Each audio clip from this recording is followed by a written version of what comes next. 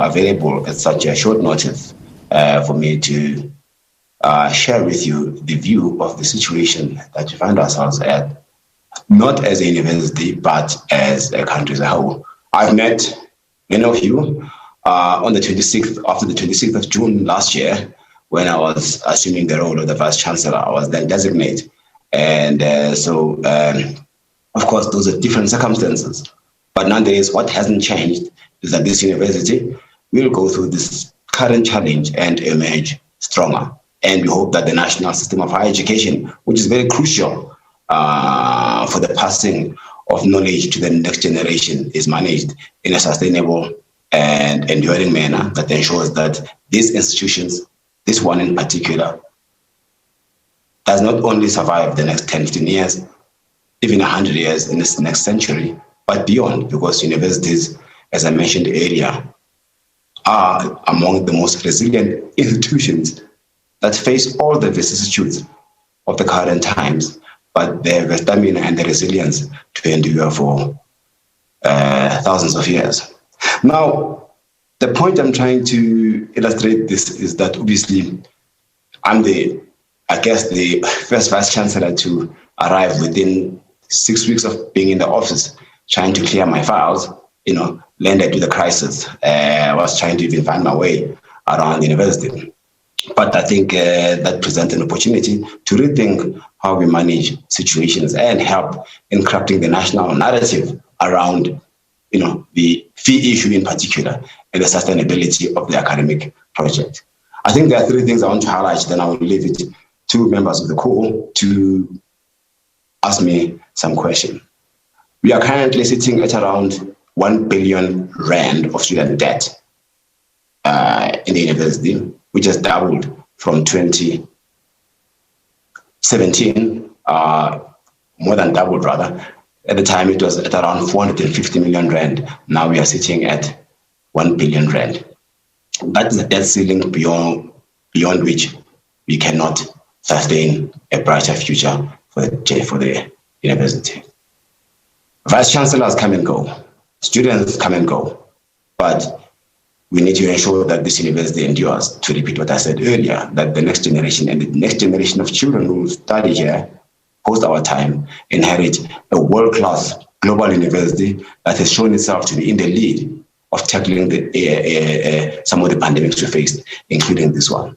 So it behoves the leadership of this institution to manage that in a sustainable way whilst addressing some of the issues around students.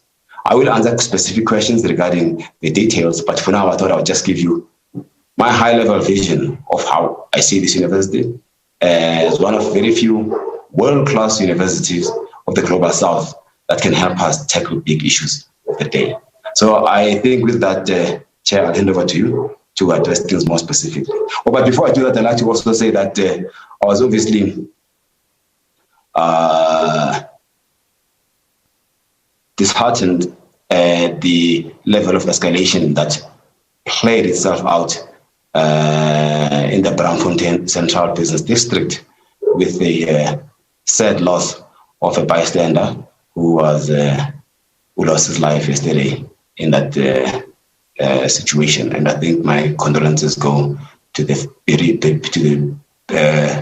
bereaved, and I look forward to having a discussion with the Student Representative Council on how we can arrive at this at a solution and de-escalate the problem. Thank you, Vice Chancellor. Would you just want to share some information on the higher education funding crisis that we're finding ourselves in? Perhaps just what's happened since 2015 and 2016 up until now, and what are possibilities for the way going forward in the future? Okay, the higher education crisis, has been there since almost decades now. And also, before I answer that, Girona, I want to make clear that this is not a South African problem, right? It's a global problem. If we think of student debt in the United States, the latest economics numbers I picked up in the Economist magazine says that US student debt is about $2 trillion. So if you were to compare that with our GDP, you see that with debt that is, almost 20 times bigger than the entire economy. So that is the national and global problem we face. Nationally, as I mentioned earlier, this is not a Wits crisis, it's a national crisis of sustainable funding and support for students. There have been interventions in the past, like the National Financial Aid Scheme, that really has covered some ground in supporting students that are below a particular, also whose family incomes are below a particular level, that is below 350,000 per year. They get funded through a NSFAS scheme, which the university is working with the national government or the NSFAS agency to bridge where appropriate. Like this year in particular, Wits gave upfront funding of 300 million just to allow students who haven't received their national financial aid scheme from the government to just register with us. And that's a point I want to also emphasize as well. And however, the biggest challenge we face is those that are called, the missing middle students who are too rich to qualify and too poor to afford. And then too poor to pay. Too rich to qualify for NSFAS and too poor to pay. And there's a range of those. We have systematically been working on managing that number, and that's where the large bulk of the student debt resides. On our database, just to clarify the point, we have around 6,000, the range of 6,000 and 7,000 students who, to correct, are not going to be excluded, but they are part of what we consider within the basket of in risk. And that number is changing. It's not a number that is fixed. Among others, you've got those that actually have, lost their scholarship because they failed repeatedly, and then they don't qualify for both NSFAS and their own scholarships through various companies. And others are those that owe within a certain amount of money that we are working through to make sure that we draw down that number. Now, as of the end of yesterday, 95% of our students have been registered. So we have had 1,200 applications for assistance, of which 750 have been registered. That's almost close to 70% of those that have been registered. And we are working on systematically working through that number on a case-by-case basis to ensure that whilst addressing that particular pressure of students, we do not take decisions that imperil the sustainability of the university. And that to me is how, at least at Wits, we can solve this problem as it manifests itself. But by and large, as I've said earlier, that it is a national crisis. This manifestation at Wits is we get whatever resources we can to minimize the impact of this global crisis, which has been with us, in particular, showed its face in 2015-16. Thanks, VC. And then just to clarify, that 6,000 to 7,000, the SRC has been putting out numbers saying 6,000 to 7,000 students are at risk of being financially excluded. Just to put in context that these are the 6,000 to 7,000 people who owe the university money, who have ever owed the university money over the last 7 years. And as you explained, it's made up of a number of people, some who've dropped out, some who were academically excluded, some who lost their bursaries and funding, and some who are genuinely, who cannot afford to pay their own way. Thanks for touching on the missing middle questions as well.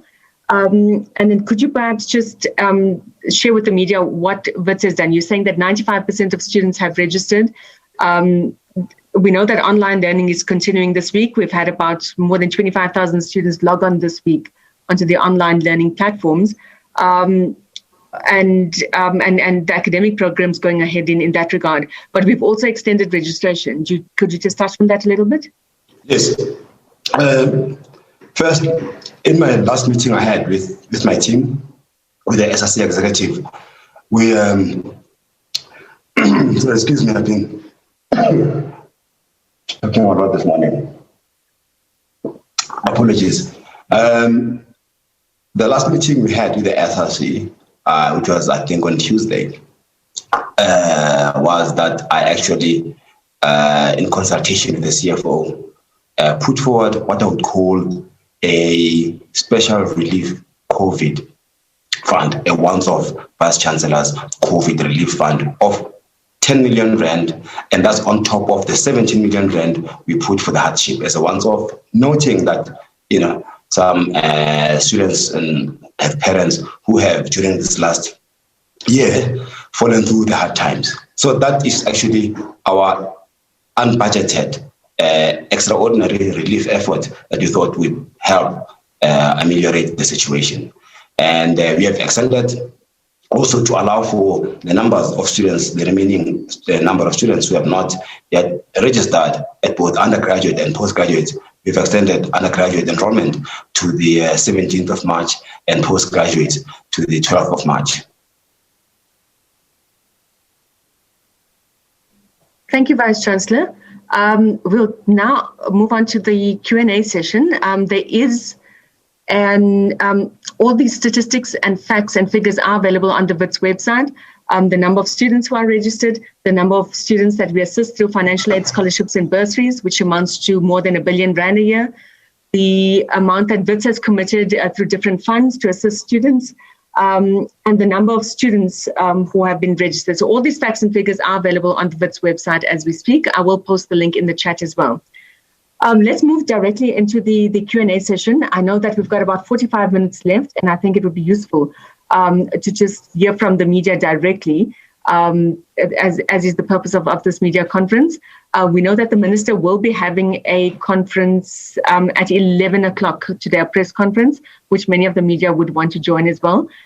We know that they will be touching on issues related to NSFAS and financial aid, scholarships and bursaries. I'll start with the one question that has come through the Q&A session. It's from Tabiso Lehoko from Sputnik News. And he says that SASCO has threatened to make institutions ungovernable. Should these protests continue and funding remains a problem, how will the university respond? Because learning has to continue. I think that, obviously, following yesterday's unfortunate events due to the escalation, it is the moment as South Africans, as the members of the university community, just to tone down the rhetoric and try to ensure that we do not allow the situation to escalate further. I would like to appeal to all members of the community, both within and outside the broader university society, the national system, just to allow for cool heads to prevail. In a fog of conflict, if I can use that word to describe the current situation we find ourselves with, is that there is a lot of emotions and there's a fog and there's heat. I'd request that all of us collectively, including the management of all universities, just to have at least more light, less heat, because we need to arrive at some stage at finding a solution that is lasting for the entire system, that it will obviously be dependent on the policymakers in the department on how they manage and help us with the situation. The Vice Chancellor's powers are limited within the perimeter of the university and the council-approved budgets. Thanks, Vice Chancellor. The next question is from the Voice of Wits FM. It's Karabo Tebele, and Karabo asks, why did it take the university until yesterday to respond to the students? Perhaps you can elaborate on whether the university has been engaging with students, and if so, what were the nature of those engagements?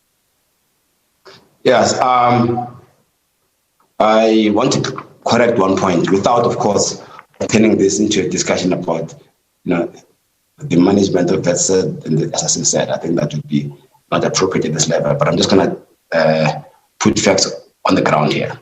Is that number one, since I joined the university at the beginning of last year, or even by early as last year, when the lockdown regulations eased, I did a lot of walking about on campus, trying to hear from students. Some of them were exiting SABC members, and some were incoming SABC members. We had an induction. So there's been a series of conversation on a one-to-one bilateral between myself and the leadership, and also with members of my senior executive team.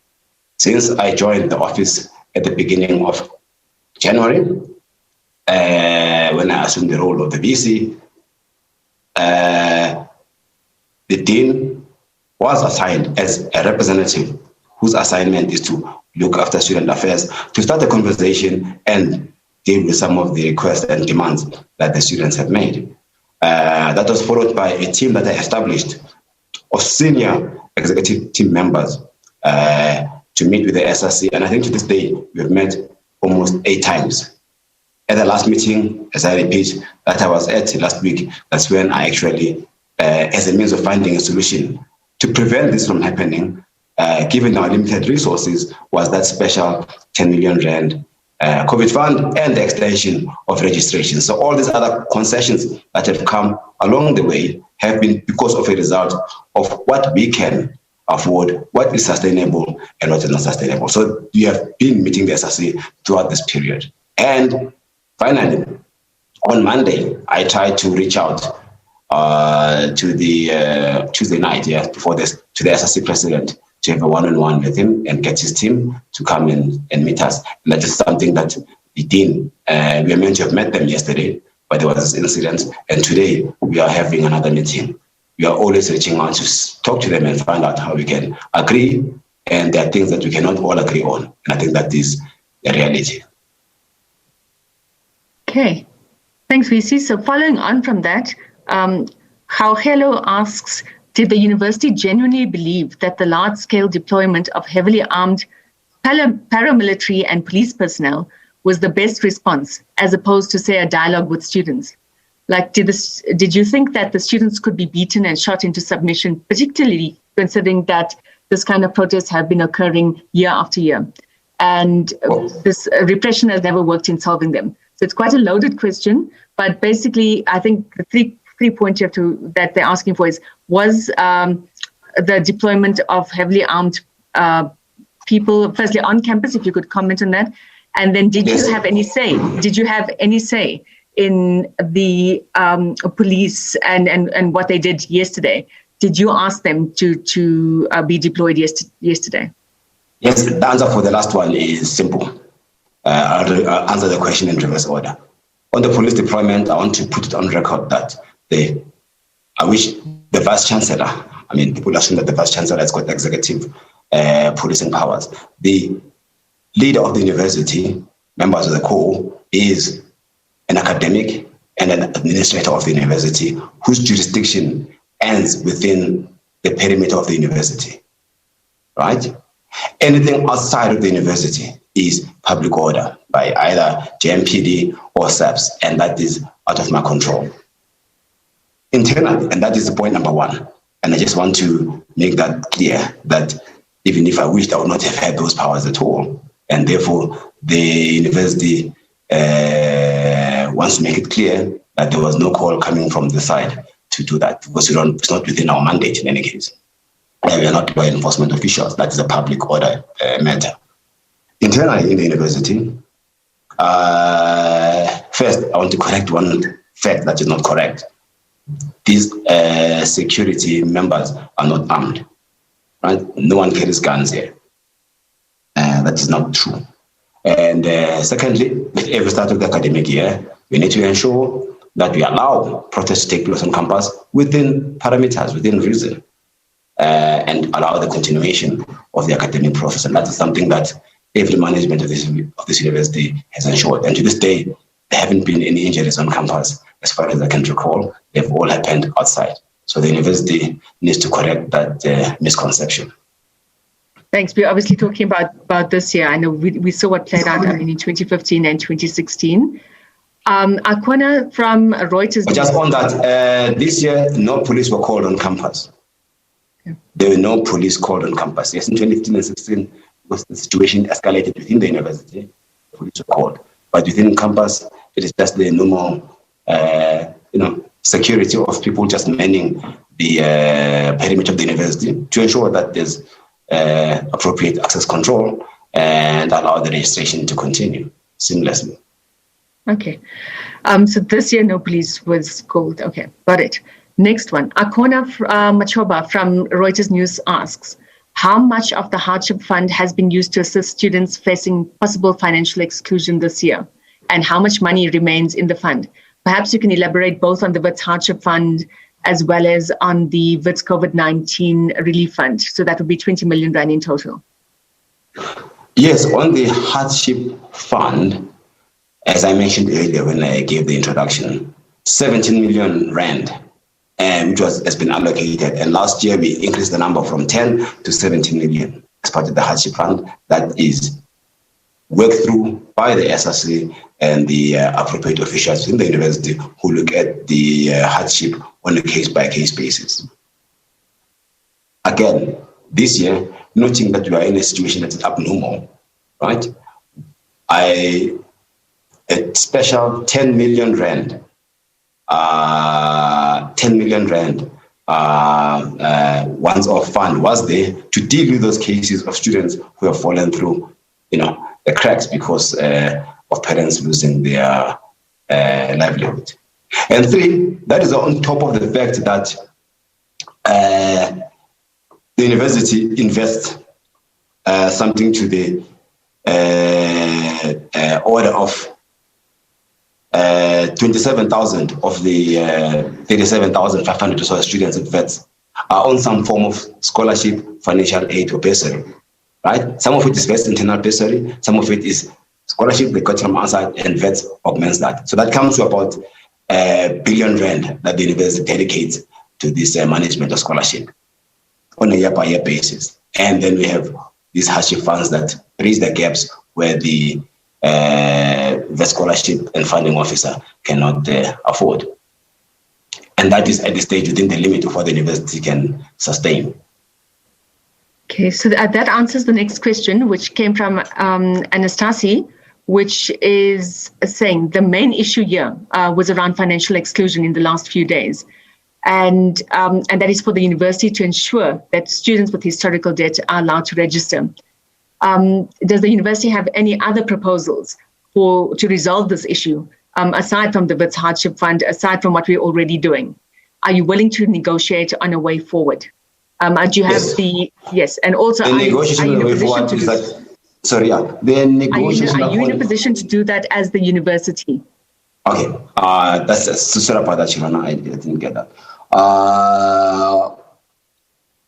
As I mentioned, the university can only do so much, and in actual fact, some of the students within the university acknowledge that, right? That there are limited resources because they are cognizant that they don't want to be the last students to study at a world-class university. They want probably their children and their grandchildren to be here. So therefore, everyone is mindful of that. I wouldn't say, there's a magic bullet to solve this. As I mentioned, it is a global problem. However, I think you can solve it as a society, civil society, government, and the private sector to see how do we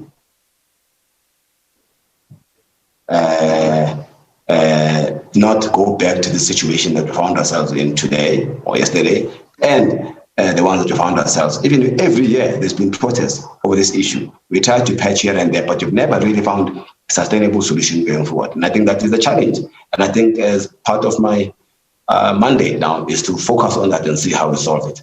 But I would be a magician if I was to say that I can give you a solution for it now. That cannot solve it. It requires the higher educational sector, all universities, all vice chancellors, and the government to arrive at a solution to this student debt crisis. So, VC, a follow-up question is, what would you like to see the minister speak about at 11 o'clock today?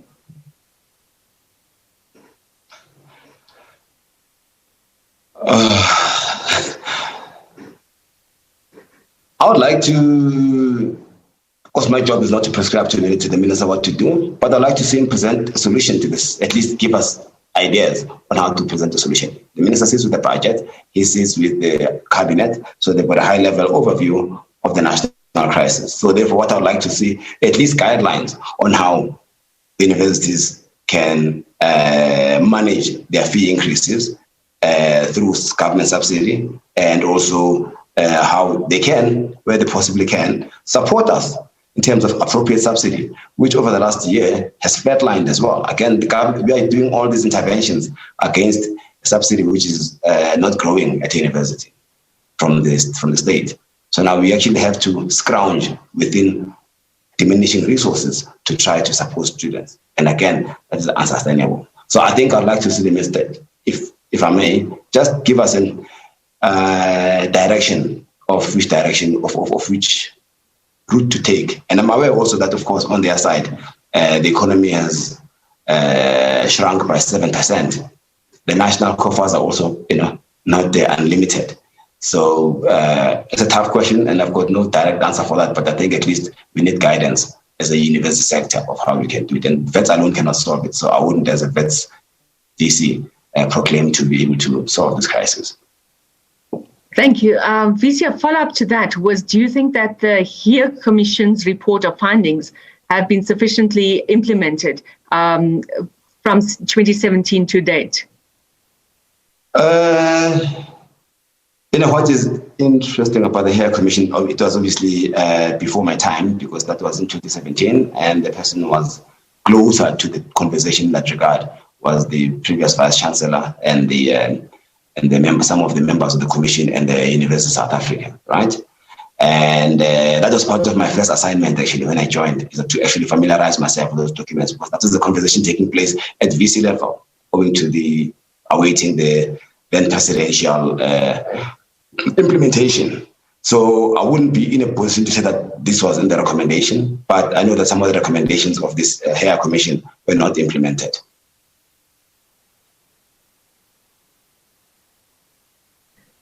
Okay, thank you, VC. We'll take the question from Msindisi from City Press, and he asks, did Wits not foresee these protests? And how is the university now going to resolve this impasse? So similar to one you've answered before, but what's the solution for Wits University going forward? Msindisi, I arrived again on the 1st of January, right? You're trying to find a way around the system. The first thing you do is you open up a conversation with students and say, can you help us solve this? One of the interventions we were going to do was through this sustainable SRC fund, right? And to try to raise about 10-15 million rand and so on and so forth. And then Wits did put 10 million, and I did put an emergency fund to that to actually sustain this. Protests cannot be stopped, but you just have to manage them that they don't escalate, right? And therefore, did I foresee protests? Maybe yes or no. I personally never thought that I would have a protest with such high escalation so soon after my takeover. I think I'm the first VC to be greeted with a protest, but that's part of, whilst I was still trying to find my feet. But I think we'll have to just find our way around and resolve this, because with each crisis, you need to find solutions as they present themselves. But I think, to me, engagement at various levels is very important. Okay, thanks, BC. We're moving back to yesterday's incident. So we've got 2 or 3 related questions, which I'll group together. Number 1, has Wits University reached out to the family of the man who passed away yesterday? Number 2, we've had some Wits students who were injured. Are we engaging with the police and with IPID to ensure that a proper investigation will take place? And then number 3, what is the current situation at the university?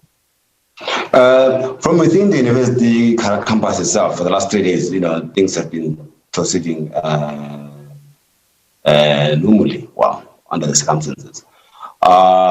So as I can report on that, all of these events took place in the Braamfontein CPD, and the university will allow the process, the IP process, to take its course. I mean, there are professionals who are dealing with that case. Once yesterday I sat through trying to get as much information as I can, because there was a lot of information overflow that you need to now sit down and understand the situation, and which is why I called this press conference to explain the first situation.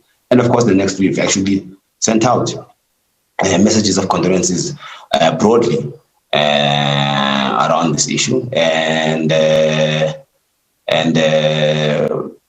we also have reached out to students of the university those that actually have, the journalists that got caught in the ensuing confrontation through the Wits counseling unit and so on and so forth. We are making all our services readily available for students to receive counseling and trauma counseling, and because they are deeper than even physical injuries. So that is actually our current focus at the moment. Okay. The next question is from Dinesh Balia, and Dinesh looks after many of the student publications on campus. And she asks, is there a move at USAF level to ask for some sort of state-sponsored bailout for historical debt? That's a very good question. Actually, I think that is something that USAF can need to worry about. Whether the state will bail out or not is at a different level. And that is something that, I've not yet had time or left to take and engage with USAF on that, and see whether we can. That's one of the options that we could look into, or really look deeply into the implementations of some of the recommendations that came from some of the studies that were done, and see whether we can, and take a step back and say, how do we correct or rethink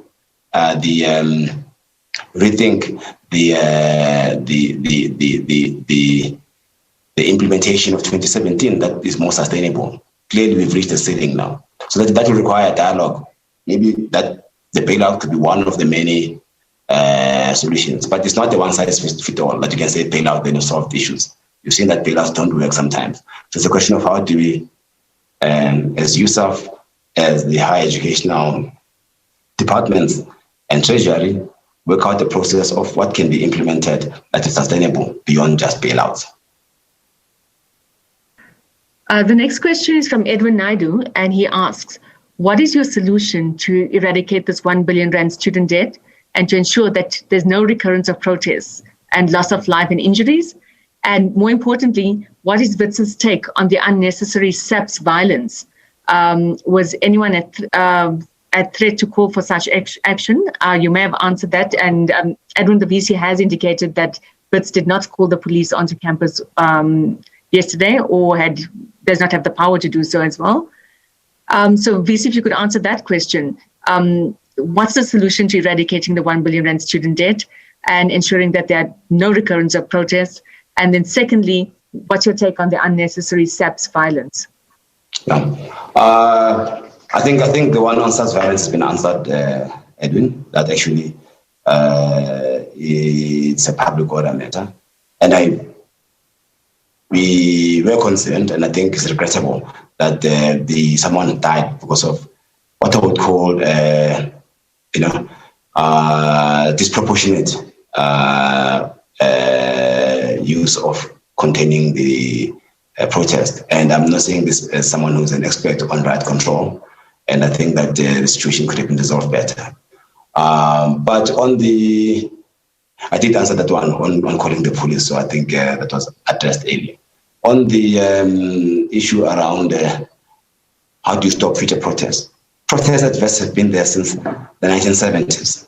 Part of the Wits culture, that's what actually we have, is, there are many issues that will galvanize the student movement to protest over. Fees is one of them. Could be others as well. Matters around social justice, which young people need to raise up as issues. Could be climate justice. There are many other things that are a cause for protest. So therefore, one would not be running a university of free thought if you don't allow protest. Because if you suppress protest, then you are actually not stifling. But so what kind of protest? Protest must be there, but must also be cognizant of the fact that you cannot escalate to the level of violence. There's a protest and there's disruption. So those are the two things where you need to draw a line. Peaceful protests, yes, but disruptions that will not be comfortable to dealing with. The 1 billion rand debt. First is you need to arrest the debt. When debt has doubled in 4 years' time, then you are reaching a fiscal cliff, right? And you must actually just arrest the debt, which is why actually you said we cannot go beyond this point. We are starting a centennial campaign next year, right? There won't be any bailouts. We are starting a centennial campaign next year, which will help us at least have enough resources to fund all other university programs, because the student debt issue is just one of them. I mean, you need to do research that ensures that you are able to respond appropriately with things like COVID. So if you have actually taken money from one research pot, South Africa will never have coped, at least at a level of policy advice, at a level of vaccine development with COVID. And Wits was the university that actually was at the center of driving this project. So one actually has to be careful that, you cannot solve student debt just like that and compromise some of the core functions of the university that are of national and continental importance. At the moment, Edwin, let's just arrest the situation. Debt will always be there. You cannot remove debt, but just control it and try to, systematically work at reducing it very slowly. First, number one, we've got to arrest it. Thank you, Vice Chancellor. So it's changing tack slightly. We've got about 3 questions from Akona, from Mpumzi, and Msindisi around the academic program. So when did the academic program commence? Is it ongoing? Have there been any disruptions to the academic program? And do you anticipate if there'll be any future possible disruptions to the academic program? Since Monday, the academic program has continued, and about 25,000 students logged on to a new online program, Canvas Ulwazi program, and that has been running since Monday. And some students, of course, because of their conditions at home, or cannot access data, or are far away from home, the home conditions don't allow our own campus increases. As part of ensuring that we do not allow this digital divide to create internal inequalities. So the academic program is continuing. At the same time, obviously, we have kept communication lines open. We're meeting with the SRC, the duly recognized student body in the country, and the university by law to engage with them further. So actually, we are seriously taking this discussion seriously. Once they, during the course of the day, the dean is working with them to arrange a meeting between the senior executive team and the executive of the SRC. Thanks, VC. A question here. You spoke about the digital divides among students and inequalities. Has the university provided laptops, devices, data for students who require them? And if so, have those already been dispersed to these students? You recall that last year, when, especially about this time last year, when our normal educational activities were disrupted by the,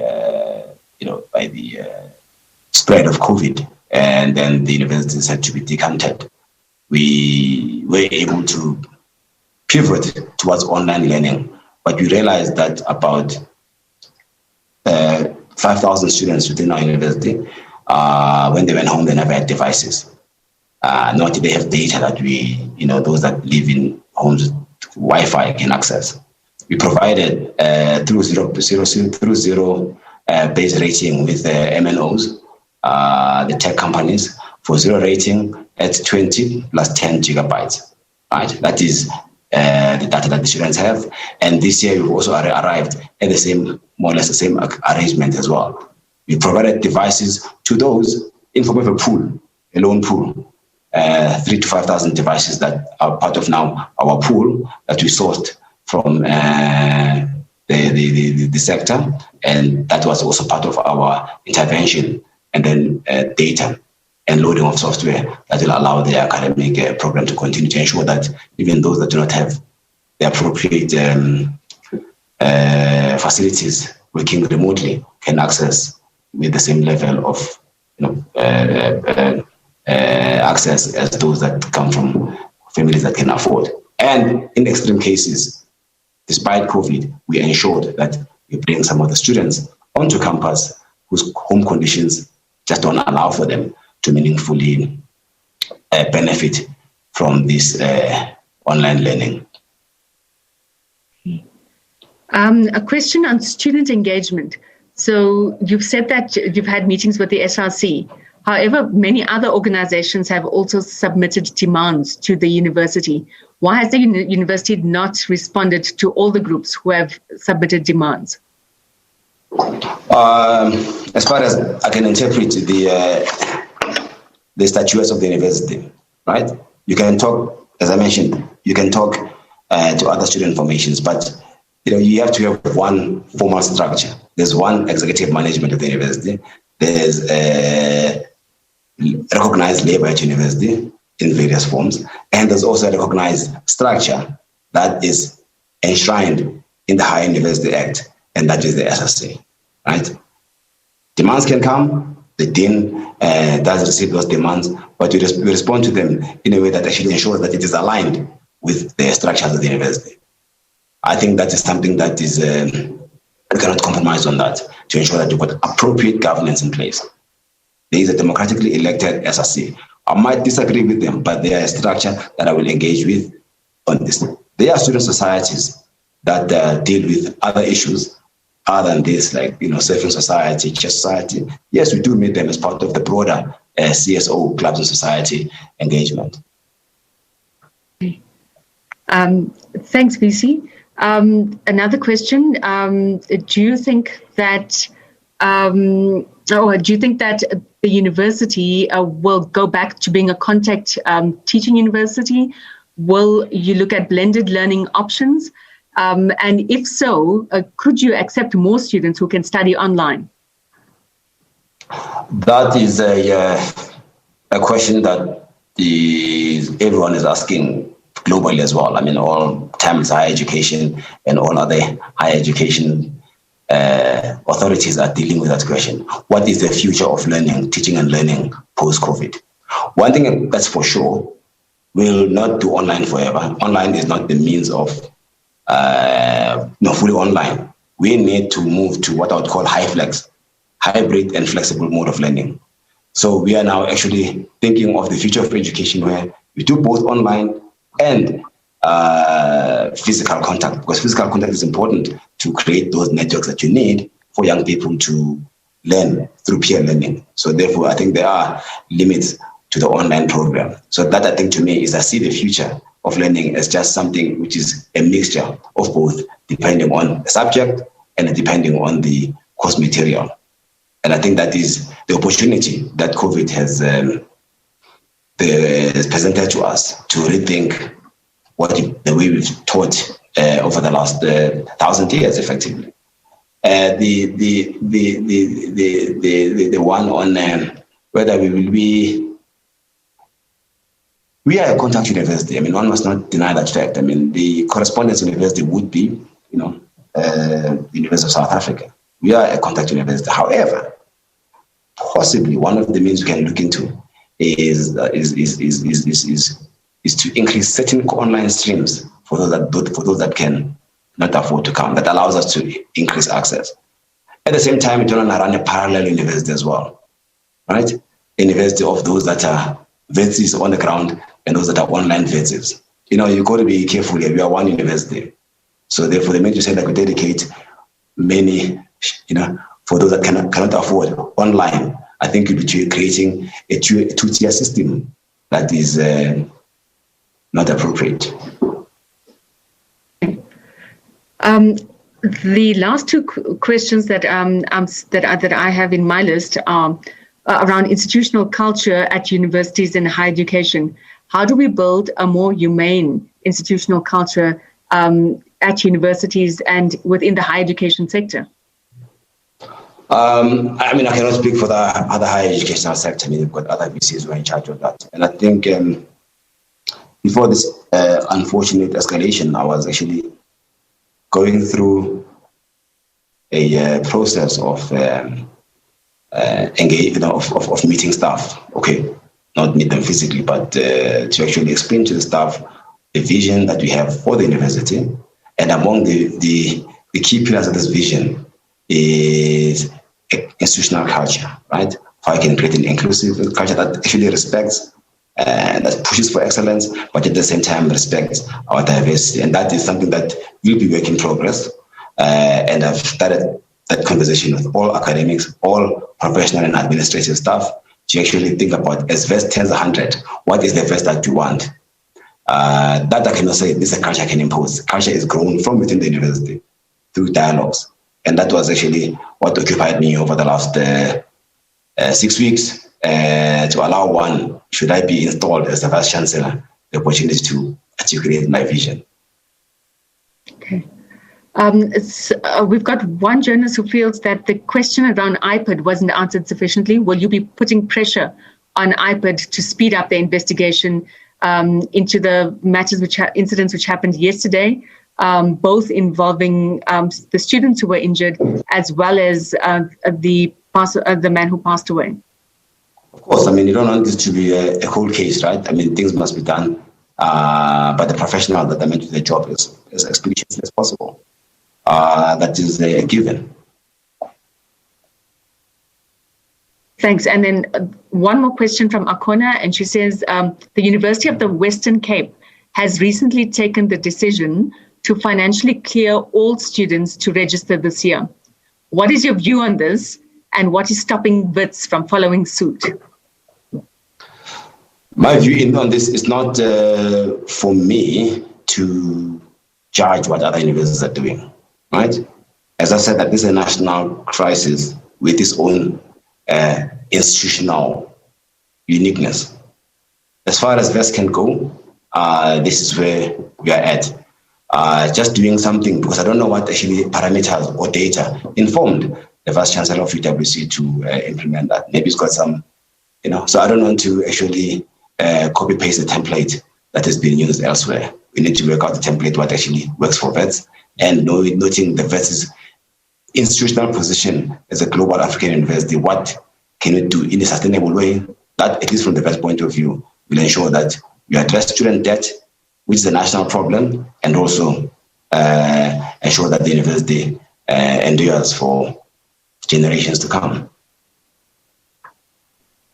VC, so a follow-up to that, that's what we've got the last two questions here, which I can see. We've probably got time just for the last two before people hop into the minister's press briefing after this. The first is these protests impact on the university, they impact on people, they impact on the institutional culture, but they also impact on the reputation of the university. Do you think that this will, that these kinds of protests impact on Wits' reputation and its ranking, both in South Africa and abroad? Wits' ranking over the last 7 years has been improving. We are undisputedly one of the leading universities on the continent, and also among emerging market universities. We just came from the recent Times Higher Education rating, which puts us among the top 12 out of 200 nations from Eastern Europe, Latin America, the rest of the African continent, and some parts of Asia. So, and we are number 12 out of more than 20,000 universities in that ranking system.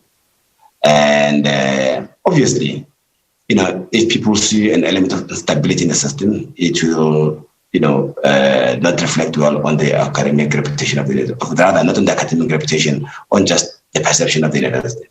But in terms of the core work we do, research, teaching and learning, that is not compromised at all. What just need to work on is, finding solutions. And I would also end on this note that that's by its position, because of its standing as arguably Africa's most central, premier, and now clearly important university, because the amount of spotlight that focuses on us are not only problems of VET, but VET is a lighthouse for all the problems that we face. And that therefore is something that I've learned over the last 6 weeks, that you're not only just the visual VET, but actually it's actually the university that actually represents all the crises and the strength that we have as a country, and that actually comes with the position of leading such a university, which is right in the media spotlight. Whatever happens here, just generate the right amount of media attention, as it should, because of its history and because of its standing. And so, and that is what no Vice Chancellor walks blindly into. Okay. Thank you. VC, so Karaba, I'm not going to read out your question again. I think it was answered, and the VC has confirmed that the university will follow up with iPad on the incidents yesterday and ensure that a speedy investigation takes place. So the VC has answered that one. VC, what's the way forward today? What's the way forward in terms of students? What are we expecting? Any more disruptions today?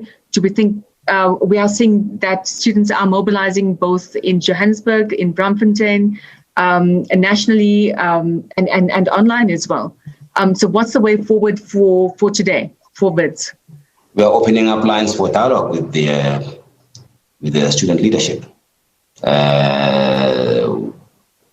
Continuing conversations. We need to work the problem. We need to, find solutions. They will not please everybody, but at least talk through the problem and then identify where the errors lie. And also, let people know what is the state of the numbers as I presented you the numbers, the real facts on the ground in terms of number of enrollment, the nature and scale of the problem, and then deal with it in a clear and concise, precise way without just throwing numbers thereabouts. We know what numbers they are. I've shared them with you. We just need to, as a university, deal with it as a university. However, as I close, this is a national problem. It is not the Wits problem. It's a national problem. Within the university, we can do whatever you can, but it is a national problem, as I've mentioned earlier. VC, are you going to be meeting with the minister anytime soon to talk about these issues? I've been in touch with the minister's got a press conference. I've been in touch with some of officials in the department whom I've briefed about this situation. But it has to be done as a collective. So through the USAF, the University of South Africa, we'll await guidance from Professor Bauer, who's the head of USAF, to facilitate that discussion at the right time. Okay. Thank you, Vice Chancellor, and thank you to our colleagues from the media. Thanks for joining us. I know that there's still a few unanswered questions. We're happy to take those offline. And the Vice Chancellor has agreed to make himself available for interviews over the next day or so, if required, to talk about the higher education financial crisis. Thank you for joining us. This recording will be made available together with all the stats and facts on the Wits website within the next hour or so. Okay. Thank you and take care. Thank you very much. Thank you.